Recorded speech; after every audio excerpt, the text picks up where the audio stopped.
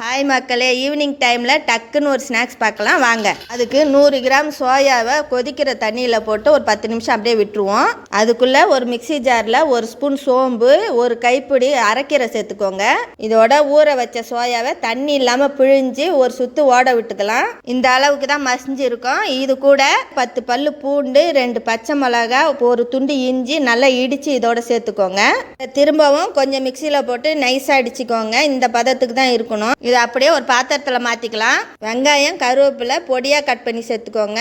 ராகி மாவு 2 ஸ்பூன், அரிசி மாவு 1 ஸ்பூன், உப்பு 1/4 ஸ்பூன் போட்டு இதை நல்லா பிசைஞ்சு வச்சுருவோம். இது எல்லாம் தண்ணி சேர்க்காமலே பிசைஞ்சுக்கோங்க. இதை அப்படியே உருட்டி மசால் வடைக்கு மாதிரி தட்டி வச்சுக்கோங்க. இப்போ இதை போட்டு எடுக்க அடுப்பில் வடை சட்டியை வச்சு எண்ணெய் ஊற்றிக்கலாம். நான் கடலை எண்ணெய் ஊற்றிக்கிறேன். எண்ணெய் சூடு ஏறினதும் தட்டி வச்சுருக்கிறத போட்டு எடுத்தால் சோயா மசால் வடை ரெடி. நீங்களும் வீட்டில் ட்ரை பண்ணி பாருங்கள். அடுத்த வீடியோவில் பார்க்கலாம். பாய்.